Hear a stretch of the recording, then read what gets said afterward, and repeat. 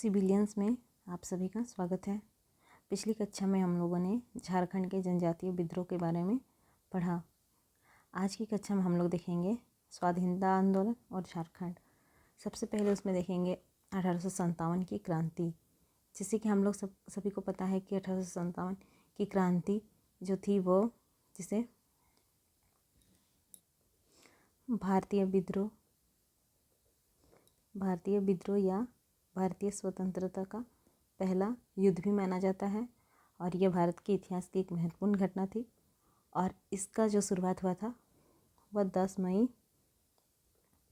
1857 को मेरठ शहर में भारतीय सैनिकों के द्वारा किया गया था।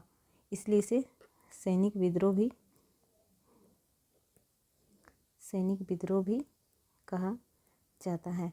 आज की कक्षा में हम लोग देखेंगे कि ये विद्रोह धीरे धीरे पूरे देश में फैल गया। मेरठ शहर से शुरू होकर ये क्रांति पूरे देश भर में फैल गया। तो झारखंड भी इस क्रांति से अछूता नहीं था। तो झारखंड में इस क्रांति की शुरुआत कब हुई, सबसे पहले देखते हैं। तो झारखंड में विद्रोह की शुरुआत 12 जून 1857 को रोहिणी गांव, जो कि देवघर में थी, वहाँ से हुई थी। और रोहिणी गांव अजय नदी के किनारे बसा हुआ है। तो इसमें ये इम्पोर्टेंट डेट है कि झारखंड में 1857 की क्रांति की शुरुआत कहाँ से हुई थी और कितने तारीख को हुई थी।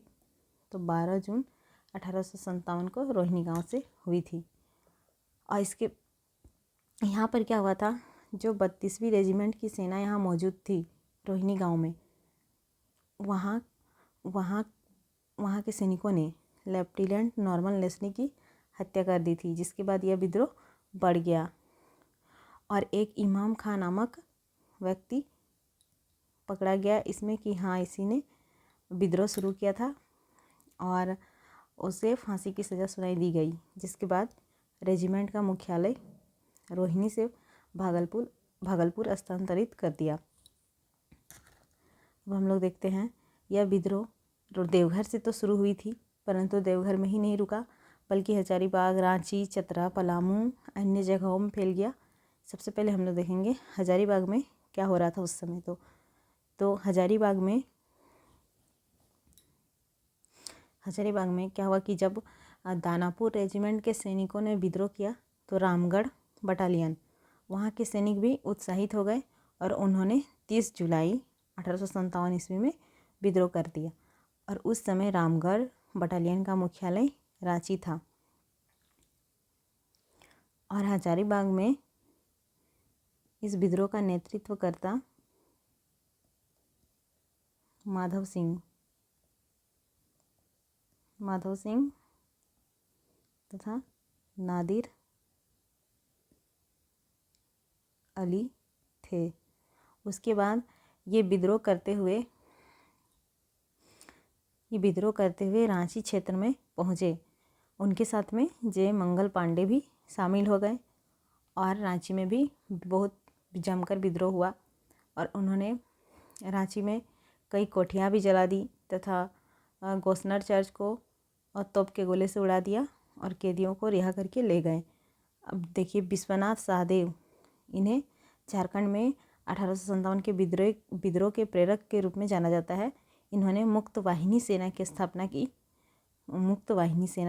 की थी। ये इम्पोर्टेंट है कि विश्वनाथ सहदेव ने मुक्त वाहिनी सेना की स्थापना की थी।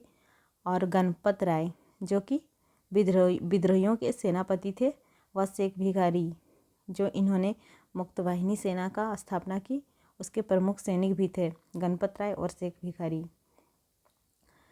और बाबू कुंवर सिंह, ये 1857 की क्रांति का विद्रोह बिहार से कर रहे थे।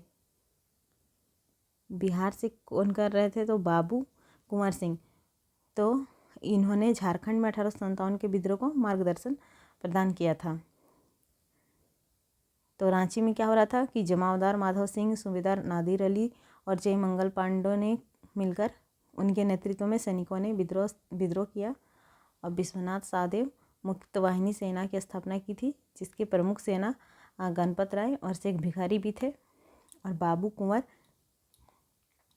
कुंवर सिंह ही झारखंड में जो विद्रोह हो रहा था उसके मार्गदर्शन कर रहे थे, जो कि और बाबू कुंवर सिंह वो बिहार से इस विद्रोह का नेतृत्व कर रहे थे। अब हम लोग देखेंगे चतरा में।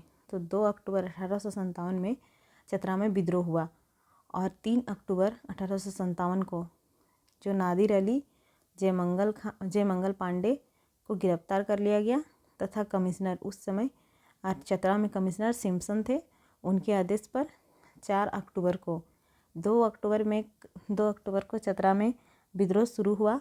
3 अक्टूबर को जयमंगल पांडे और नादिर अली खां को गिरफ्तार कर लिया गया और 4 अक्टूबर को उन्हें चतरा के पंसी हारी तालाब या फांसी हारी या भूतहा या फांसी तालाब, ये चारों नाम एक ही तालाब के हैं, तो उस तालाब के निकट आम के पेड़ से लटकाकर उन्हें फांसी दे दी गई। 4 अक्टूबर को नादिर अली और जयमंगल पांडे को चतरा के फांसी हरी तालाब में फांसी दे दी गई। अब नेता ठाकुर विश्वनाथ शाहदेव। विश्वनाथ शाहदेव जो मुक्तवाहिनी सेना की स्थापना की थी एवं सेनापति, विद्रोहियों के सेनापति गणपत राय भागकर लोहारदगा के जंगल में छिप गए तथा वहीं से अंग्रेजी सरकार के विरुद्ध छापामार युद्ध करते रहे। ये देखिए, यहाँ विश्वनाथ शाहदेव और गणपत राय लोहारदगा के जंगल में छिपकर वहाँ से छापामार युद्ध करते थे। ये छापामार युद्ध या गोरिल्ला युद्ध, जो छिपकर शत्रुओं को पीछे से वार किया जाता है। और यही युद्ध 1783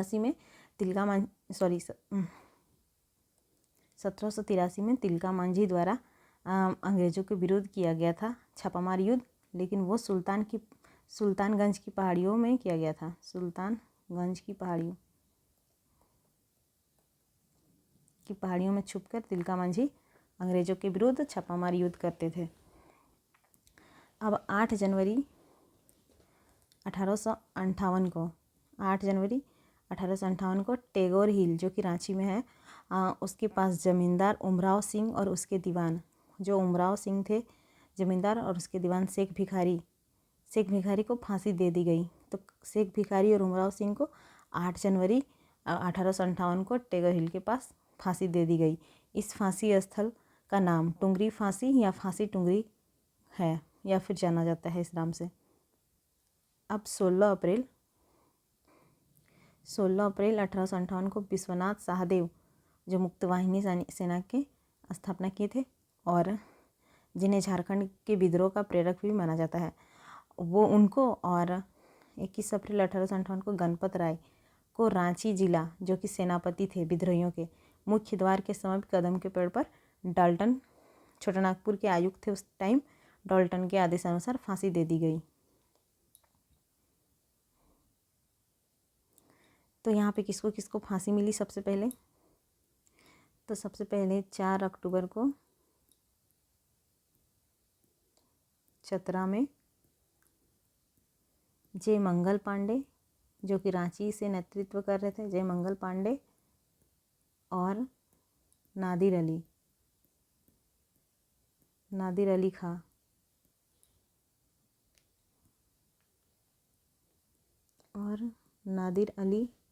को चतरा के फांसी हरी तालाब में फांसी दे दी गई। उसके बाद शेख भिखारी 8 जनवरी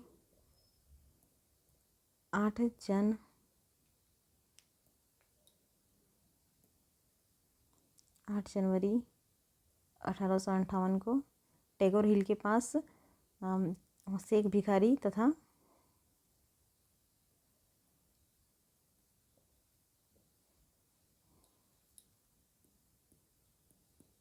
जमींदार थे वहाँ के उराव सिंह, इन दोनों को फांसी दे दी गई। उमराव सिंह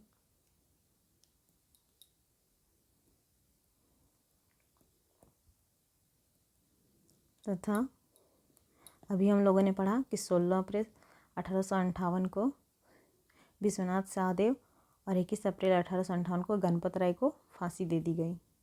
सबसे पहले फांसी पे चढ़े जयमंगल पांडे और नादिर अली, उसके बाद शेख भिखारी और उमराव सिंह, और फिर बाद में विश्वनाथ सहदेव तथा गणपत राय को फांसी दे दी गई। अब उसी समय सिंहभूम में क्या हो रहा था, तो सिंहभूम में विद्रोह का प्रारंभ भगवान सिंह एवं रामनाथ सिंह के द्वारा किया गया था, परंतु संपूर्ण सिंहभूम क्षेत्र में क्रांतिकारियों का नेतृत्व राजा अर्जुन सिंह के द्वारा किया गया था। तो बस यही इम्पोर्टेंट इसमें याद रखना है कि सिंहभूम क्षेत्र में क्रांतिकारियों के नेतृत्वकर्ता कौन थे, तो राजा अर्जुन सिंह थे। पलामू में उसी समय नीलांबर और पीताम्बर दोनों भाई थे और उन्होंने 1857 के विद्रोह को नेतृत्व प्रदान किया। अब 28 मार्च 1859 को नीलांबर पीताम्बर को पलामू के लेस्लीगंज में एक आम के पेड़ पर फांसी दे दी गई। अब अन्य में देख लेते हैं कि सोनदयाल जो रंका के थे तथा रघुवर दयाल चैनपुर, उन्हें राय बहादुर की उपाधि प्रदान की गई। 1857 की क्रांति के बाद अब देखते हैं झारखंड में बहावी आंदोलन। ये आंदोलन इस्लाम धर्म में जो गैर इस्लामिक प्रथा सब आ गई थी उसके शुद्धिकरण के लिए यह आंदोलन चलाया गया था। तो इस आंदोलन का प्रसार झारखंड में शाह मोहम्मद हुसैन के द्वारा किया गया था। तो झारखंड में बहावी आंदोलन का प्रचार प्रसार शाह मोहम्मद हुसैन के द्वारा किया गया था और झारखंड राज्य के राजमहल में बहावी आंदोलन की शाखा खोली गई। संथाल परगना एरिया में पीर हुसैन ने बहावी आंदोलन का प्रचार प्रसार किया। झारखंड में, पूरे झारखंड में शाह मोहम्मद हुसैन ने, लेकिन संथाल परगना क्षेत्र में पीर हुसैन ने किया था। और पाकुड़ क्षेत्र में इब्राहिम मंडल को बहावी आंदोलन के दौरान आजीवन कारावास की सज़ा दी गई। झारखंड में अब देखेंगे उग्र राष्ट्रीयता का प्रसार। उग्र राष्ट्रीयता मतलब पहले इन लोगों ने तो बहुत आंदोलन किया लेकिन उससे इन लोगों को कोई फल नहीं मिला था। अब ये लोग बहुत ज़्यादा उग्र हो गए थे, मतलब इन लोगों में बहुत ज़्यादा राष्ट्रवाद की भावना भर गई थी कि अब हम लोग को नहीं, देश को आज़ाद कराना ही है। तो उस समय झारखंड में क्या हो रहा था वो देखते हैं। तो उग्र राष्ट्रवाद के दौर में झारखंड क्रांतिकारी गतिविधियों का प्रमुख केंद्र देवघर था। उस समय जब हो रहा था उग्र राष्ट्रीयता, तब झारखंड में देवघर उसका प्रमुख केंद्र था। देवघर में स्थित सिलेरवाड़ी नामक मकान का प्रयोग बम बनाने तथा प्रशिक्षण के लिए किया जाता था। सिलेरवाड़ी में बम बनाना तथा वहाँ बम कैसे बनाया जाता है उसका प्रशिक्षण भी दिया जाता था। वारिंद्र कुमार घोष द्वारा देवघर में स्वर्ण संघ या गोल्डन लीग नामक संस्था का गठन किया गया था।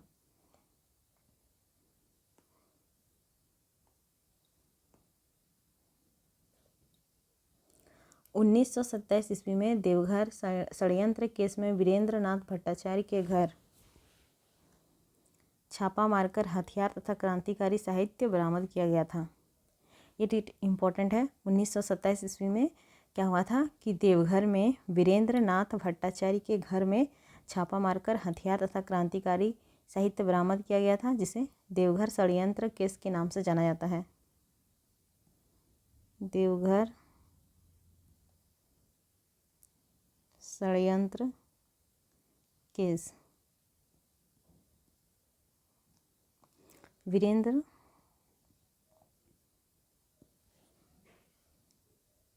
नाथ भट्टाचार्य के घर से, इनके घर में छापा मारकर हथियार तथा क्रांतिकारी साहित्य बरामद किया गया था। और इस केस में वीरेंद्र नाथ सहित सुरेंद्र नाथ भट्टाचार्य, तेजेश चंद्र घोष और 20 लोगों को भी गिरफ्तार कर लिया गया था। साथ ही साथ झारखंड के दुमका निवासी प्रभुदयाल, हिम्मत सिंह एवं बैजनाथ विश्वास को रोड्डा आर्म्स केस में अभियुक्त बनाया गया था। तो देवघर में क्या हुआ था, उग्र राष्ट्रीयता का प्रसार का मुख्य केंद्र देवघर था। यहाँ पे जो सिल्लेरवाड़ी नामक जगह था या मकान था वहाँ का, उसका प्रयोग बम बनाने तथा प्रशिक्षण के लिए किया जाता था। और वारिंद्र कुमार घोष के द्वारा गोल्डन लीग की स्थापना की गई थी। यहाँ वारिंद्र है, यहाँ वीरेंद्र नाथ भट्टाचार्य है, कन्फ्यूज नहीं होना है। वारिंद्र ने स्वर्ण संघ की स्थापना की, जबकि 1927 में देवघर षड्यंत्र केस में वीरेंद्र नाथ भट्टाचार्य के घर से छापा मारकर हथियार तथा क्रांतिकारी साहित्य बरामद किया गया था। और इस केस में 20 और लोगों की गिरफ्तारी हुई थी।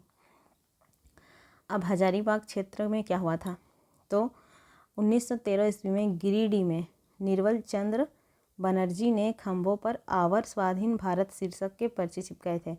गिरिडीह में निर्मल चंद्र बनर्जी ने खंभों पर पर्चे चिपकाए थे। और गिरिडीह में ठाकुरदा के नाम से मशहूर मनोरंजन गुहा, ये नाम इम्पोर्टेंट याद रखिएगा। गिरिडीह में ठाकुरदा किसे बोला जाता था, मतलब मनोरंजन गुहा को बोला जाता था। तथा दुमका के हेमेंद्र नाथ घोष द्वारा गिरिडीह के मनोरंजन गुहा तथा दुमका के हेमेंद्र नाथ, ये लोग क्रांतिकारियों को आर्थिक मदद करते थे। हजारीबाग के संत कोलंबा महाविद्यालय का छात्र राम विनोद सिंह को हजारीबाग का जतिन बघा कहा जाता। तो राम विनोद सिंह को हजारीबाग का जतिन बघा कहा जाता है। हजारीबाग में ही गिरिडीह आता था और हजारीबाग के ही गिरिडीह में निर्मल चंद्र बनर्जी ने खंभों पर आवर स्वाधीन भारत नामक शीर्षक के पर्चे चिपकाए थे।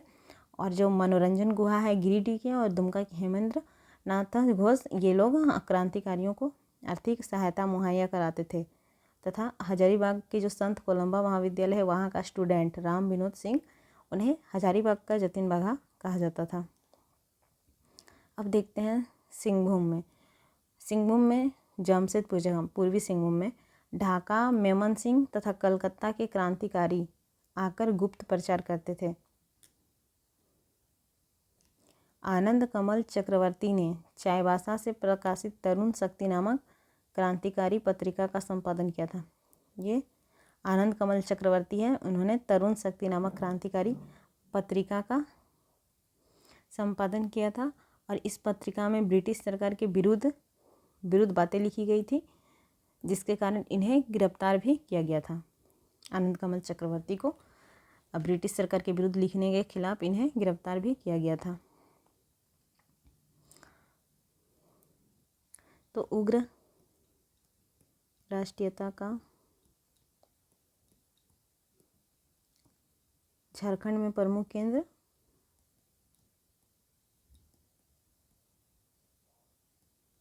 केंद्र देवघर था। देवघर के सिलेर बाड़ी नामक मकान पे बम बनाया जाता था तथा उसका प्रशिक्षण भी दिया जाता था। और जो वारिंद्र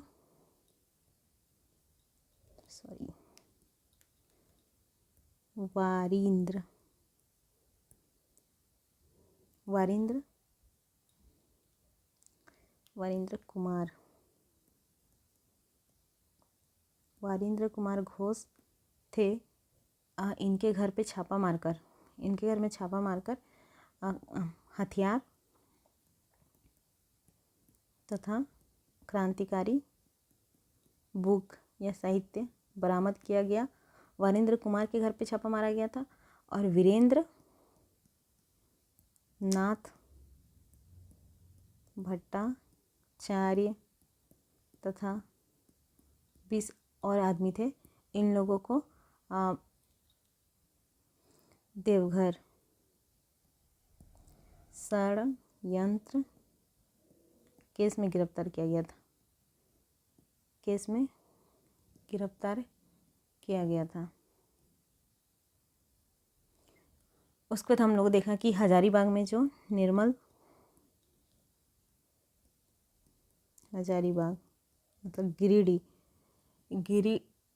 हजारीबाग जिला का ही गिरिडीह नगर में निर्मल चंद्र बनर्जी ने खंभे में आवर स्वाधीन भारत शीर्षक के पर्चे चिपकाए थे, जो कि बंगाल से लाया गया था। आवर स्वाधीन भारत पर्चा चिपका दिए थे, जिसे बंगाल से लाया गया था। तथा गिरिडीह का जो मनोरंजन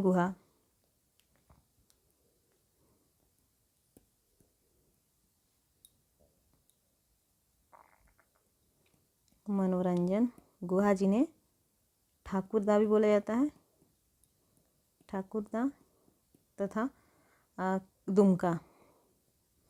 दुमका के हेमेंद्र हेमेंद्र ये दोनों क्रांतिकारियों को धन मुहैया कराते थे, क्रांतिकारियों को धन उपलब्ध करवाते थे।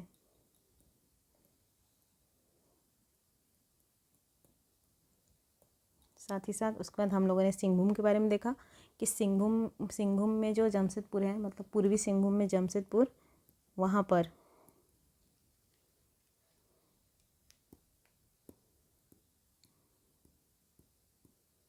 जमशेदपुर में ढाका, मेमन सिंह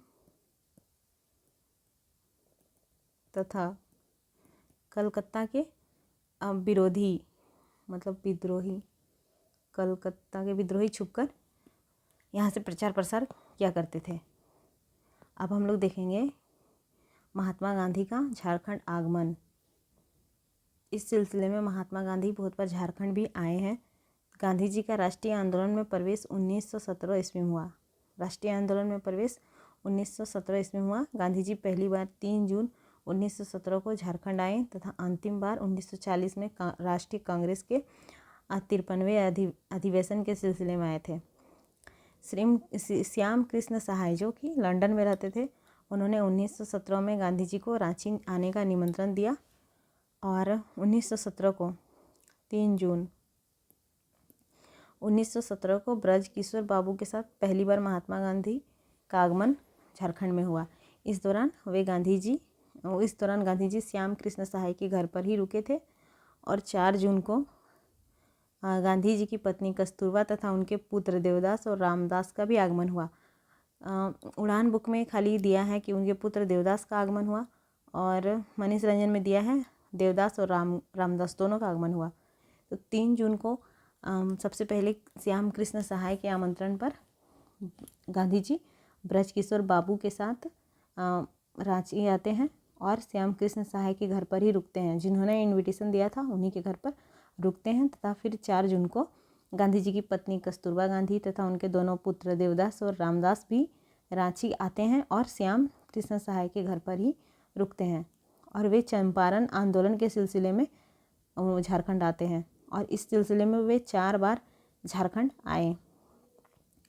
1920 ईस्वी में महात्मा गांधी द्वारा प्रारंभ किए गए असहयोग आंदोलन, जो असहयोग आंदोलन 1920 में शुरू किया गया था, उसमें टाना भगत पढ़ा चुकी हूँ। 1914 में उन्होंने टाना भगत आंदोलन जो शुरू किया था, तो उन टाना भगतों ने असहयोग आंदोलनों में बढ़ चढ़कर हिस्सा लिया। इस दौरान वे मतलब गांधी जी भीमराज वंशीधर मोदी धर्मशाला में रुके थे। जब फर्स्ट बार आए तो वे श्याम कृष्ण सहाय के घर पर रुके।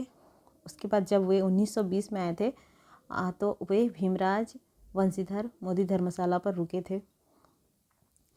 कांग्रेस के 1920 ईस्वी के कलकत्ता के विशेष अधिवेशन तथा लाहौर के वार्षिक अधिवेशन में, जो कांग्रेस का 1920 ईस्वी का कलकत्ता का विशेष अधिवेशन और लाहौर का वार्षिक अधिवेशन और 1922 ईस्वी में गया अधिवेशन में 800 ताना भक्तों ने शामिल होकर झारखंड का नेतृत्व किया था।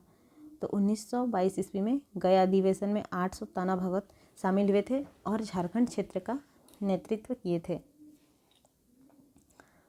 8 अगस्त 1925 ईस्वी में गांधी जी CF एंड्रयूज के आग्रह पर जमशेदपुर आए और उन्होंने 1921 से चल रहे जमशेदपुर के टाटा आयरन एवं स्टील वर्कर्स के मजदूरों का हड़ताल भी तोड़ा।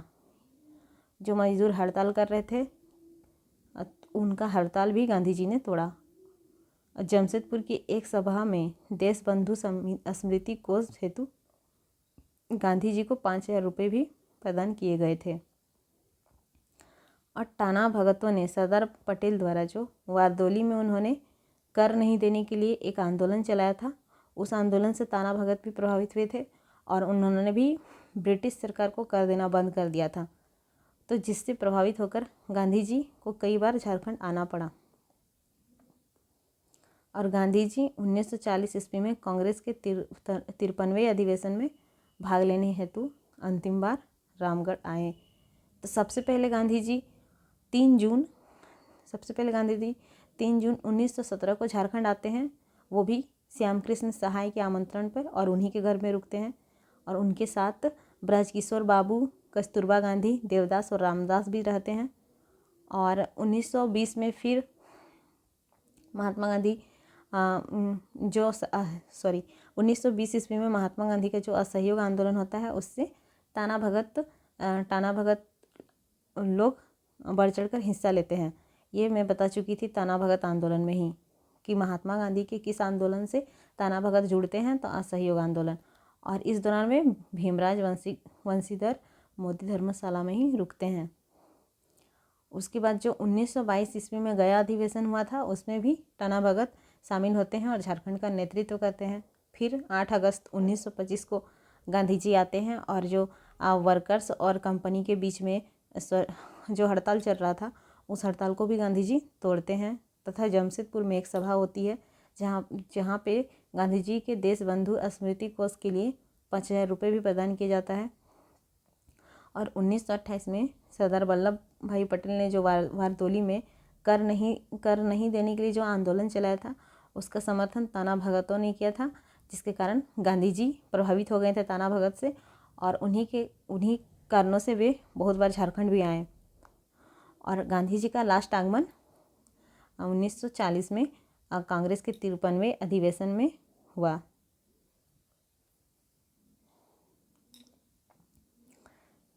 अब देखते हैं झारखंड में रॉलेट एक्ट का विरोध।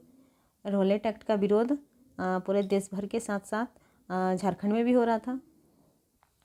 तो रॉलेट एक्ट के बारे में ये है कि रॉलेट एक्ट ब्रिटिश सरकार के द्वारा लाया गया था, और इसे काला कानून भी कहा जाता था। और इसमें बिना जाने समझे ही भारतीय लोगों को बिना मुकदमा चलाए ही अदालत में और जेल में बंद करके रख सकते थे, जिसका विरोध पूरा देश भर में किया जा रहा था। साथ ही साथ झारखंड में भी इसका विरोध हो रहा था। तो रांची में झारखंड में विरोध हो रहा था, तो देखेंगे रांची में रॉलेट एक्ट का विरोध करने वाले बारेश्वर सहाय तथा गुलाब तिवारी थे। रांची में रॉलेट एक्ट का विरोध बारेश्वर सहाय तथा गुलाब तिवारी कर रहे थे। और पलामू में एक जिला स्कूल के शिक्षक रामदीन पांडे ने 6 अप्रैल 1919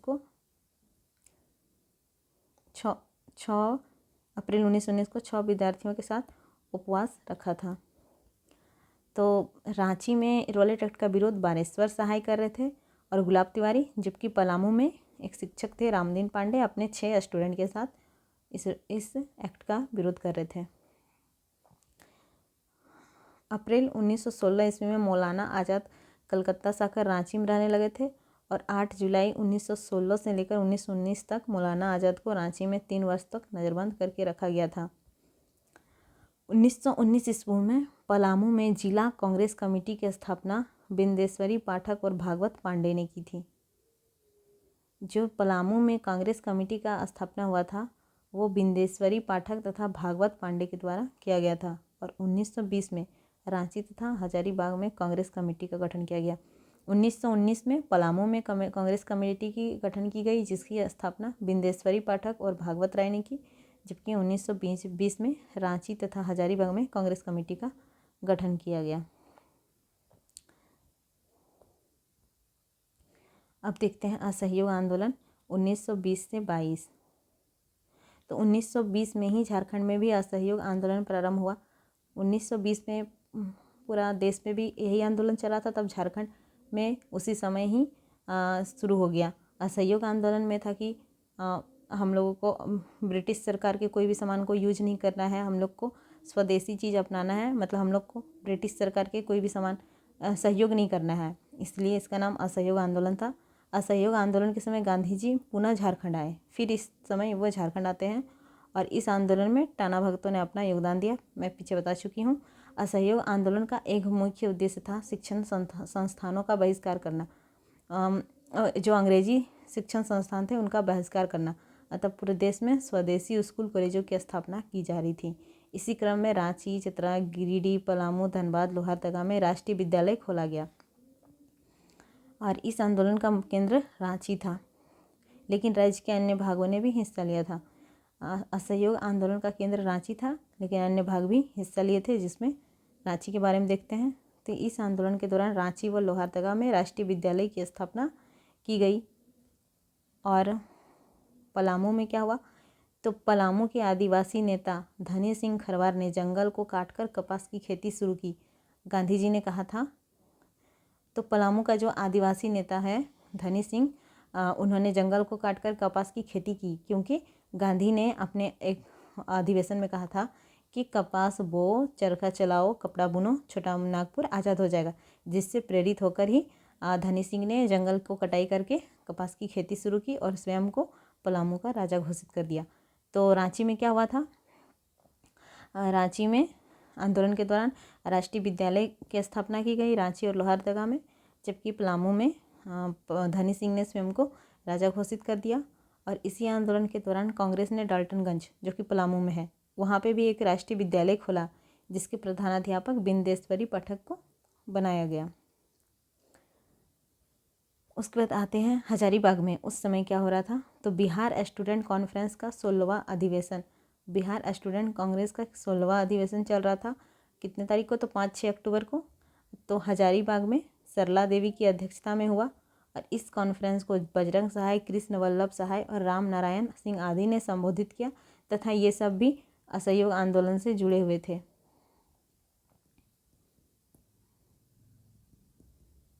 आंदोलन से जुड़े हुए नेता थे। अब पचम्बा, जो कि गिरिडीह में है, वहाँ के बाबू बजरंग सहाय ने मतलब गिरिडीह इलाके से बाबू बजरंग सहाय ने नेतृत्व किया। असहयोग आंदोलन के दौरान जनवरी 1922 में साहेबगंज को अशांत क्षेत्र घोषित कर दिया गया था। तो सबसे पहले असहयोग आंदोलन का केंद्र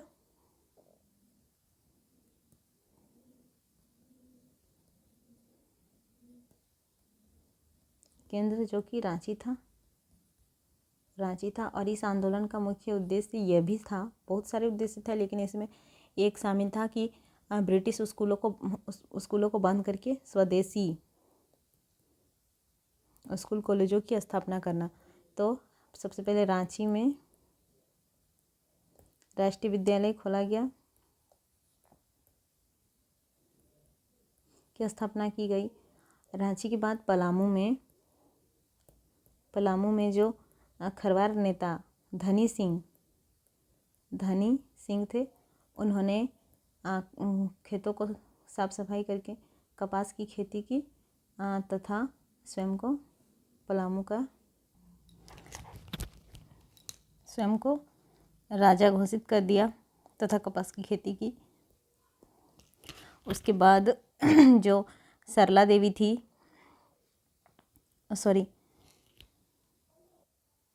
हजारीबाग में बिहार स्टूडेंट कॉन्फ्रेंस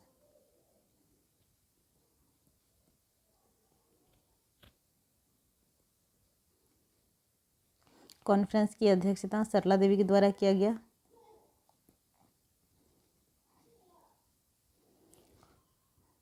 और पचम्बा में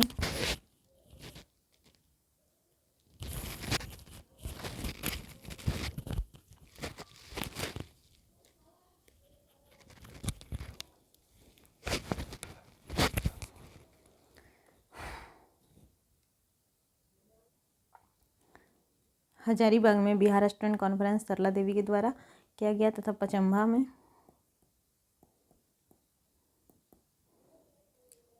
बाबू बजरंग सहाय ने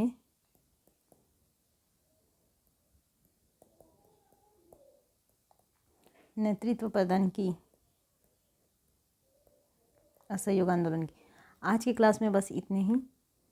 नेक्स्ट क्लास में हम लोग आगे के आंदोलनों के बारे में देखेंगे। भारत छोड़ो आंदोलन, खादी आंदोलन, साइमन कमीशन विरोध, इन सभी के बारे में पढ़ेंगे। Thank you.